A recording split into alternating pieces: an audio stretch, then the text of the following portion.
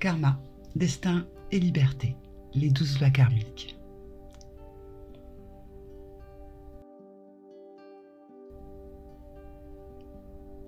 Le karma est un concept que l'on retrouve dans plusieurs religions, comme le bouddhisme ou l'hindouisme. Karma vient du sanskrit et signifie action. Toute action entraîne une réaction. C'est cette règle de cause à effet dont découlent les principes du karma. Une espèce de force invisible qui sera tôt ou tard impactée par nos faits et gestes, qu'ils soient positifs ou négatifs. Cela revient à dire que personne ne peut échapper aux conséquences de ses actes. Si on fait le bien autour de soi, on accumulera de l'énergie positive. Si on fait du mal aux autres, c'est une énergie négative qui viendra mettre son grain de sel dans les rouages. Chaque vie, ou tranche de vie, est déterminée par les actions précédentes. On y retrouvera un cercle vicieux ou vertueux. Le karma est créé par nos actions physiques, par la parole ou par nos pensées. L'état d'esprit, l'intention et la volonté qui sous-tendent l'action ont une grande importance.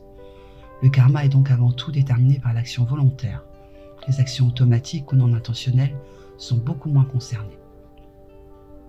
Il s'agit de choix que l'on fait et de conséquences de ces choix précédents. Et ce sont nos choix qui écrivent notre futur, notre évolution.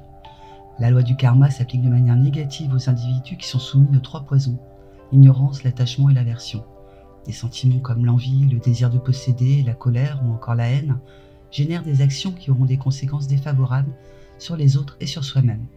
Ces éléments sont source de souffrance. De ce fait, pour se créer un avenir meilleur, un karma positif, il s'agit d'apprendre à tirer des leçons de vie en se tournant vers la bonne direction, celle des attitudes positives. Amour, gratitude, gentillesse, humilité, don ou partage.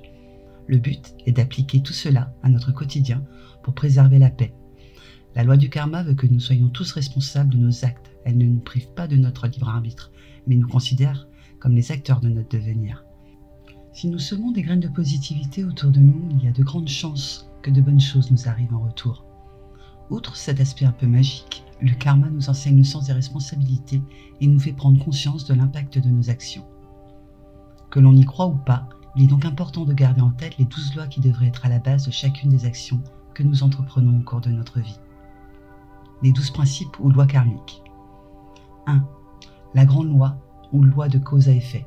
On récolte ce que l'on sème. Chacun est responsable de ses actions et donc de leurs conséquences.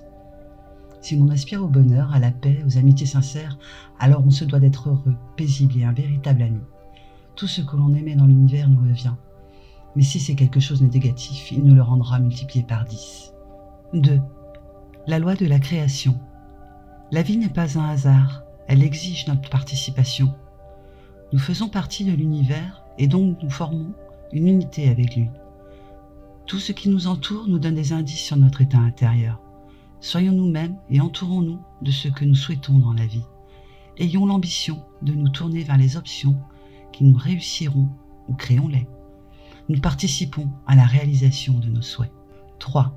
La loi de l'humilité. Accepter les choses telles qu'elles sont, car les refuser ne changera rien. Nous ne pouvons pas changer quelque chose si nous ne l'acceptons pas. Ce que l'on refuse d'accepter nous rattrapera sans cesse. Lorsque l'on juge négativement quelqu'un, c'est à soi-même que l'on fait du mal. Et c'est sa propre élévation que l'on freine. Nous sommes tous différents et dotés de nos propres forces et faiblesses. En acceptant ce qui est, nous nous donnons les moyens d'avancer et d'accéder au niveau supérieur de notre être. Convoiter la réussite de son voisin ne renverra rien de bon. Se concentrer sur les éléments négatifs est une véritable perte d'énergie. Cela nous bloque et nous empêche d'avancer. Acceptons le présent pour créer un avenir meilleur. 4. La loi de la croissance. Où que nous allions, nous y sommes déjà. Pour grandir spirituellement, c'est nous qui devons changer et non les personnes, endroits ou choses qui nous entourent. Lorsque nous changeons, qui nous sommes à l'intérieur de notre cœur, notre vie suit le mouvement et change en fonction. Si nous allons vers le positif, les énergies positives nous accompagneront. Si nous allons vers le négatif, ce sont les mauvaises énergies qui nous suivent et empêchent notre épanouissement. Concrètement, nous sommes les seuls maîtres de notre destin. C'est en changeant de l'intérieur que nous accédons à l'élévation. Notre entourage n'a aucun contrôle à avoir. Notre propre épanouissement est à placer avant toute chose. Un nouveau téléviseur ou de nouvelles chaussures ne nous rendront pas plus heureux. C'est en changeant intérieurement que notre vie changera. Aimer la vie revient donc dans un premier temps à s'aimer soi-même. Nous avons seulement le contrôle sur nous-mêmes dans nos vies. Si nous essayons de changer notre intérieur, notre vie changera aussi. Afin que cela tourne vers un avantage karmique, n'oublions pas de nous aimer. 5. La loi de la responsabilité. Assumons l'entière responsabilité de notre vie. Cessons de trouver des excuses et sachons nous remettre en question. En acceptant la responsabilité de nos erreurs, nous prenons conscience de ce qui dysfonctionne en nous. C'est ce qui nous permet de faire le premier pas vers le changement. Dans la vie, rien ne fonctionne exactement comme prévu. Chaque contretemps nous fait pester au lieu de prendre l'entière responsabilité de ce qui nous arrive. Nous sommes tous capables de transformer notre réalité en modifiant simplement notre état d'esprit. Avec des pensées saines et positives, nous pouvons transformer notre quotidien. Et si notre vie est meilleure, nos pensées le seront également. À chaque fois que quelque chose de mal se passe, il y a quelque chose de mal en nous. Ce qui nous entoure nous reflète et nous reflétons ce qui nous entoure.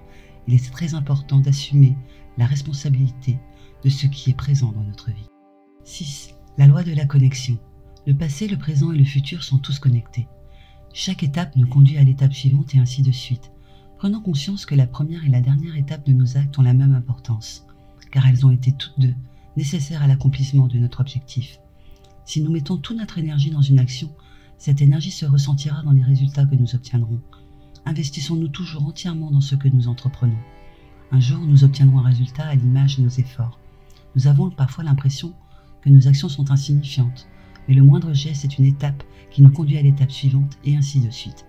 Chaque pas effectué est important, car sans premier pas, il n'y a pas de deuxième. Ainsi, passé, présent et futur sont fortement liés. Chaque petite chose de la vie a donc son importance. Tout ce que nous faisons, aussi insignifiant soit-il, est en connexion avec l'univers. 7. La loi de la concentration. Nous ne pouvons pas penser à deux choses en même temps. Nous devons procéder étape par étape, nous concentrer sur une seule chose à la fois et la mener à son terme avant de passer à la suivante. Lorsque notre concentration se porte sur des valeurs spirituelles, il nous est impossible d'avoir des pensées inférieures telles que la colère ou la cupidité.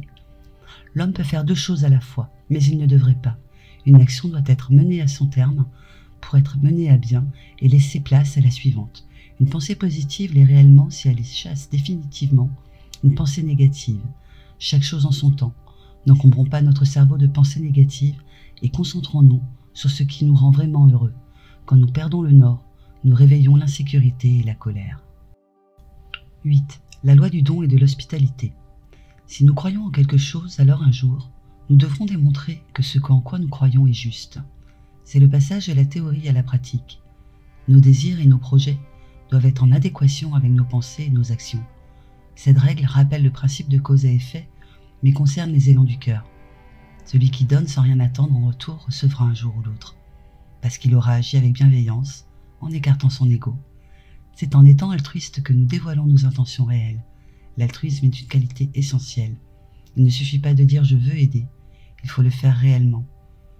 C'est également en aidant les autres que l'on peut prouver son propre équilibre spirituel et par conséquent accéder au bonheur. Donnons et offrons afin de pouvoir mettre en pratique ce que nous avons appris. 9. La loi de l'ici et maintenant.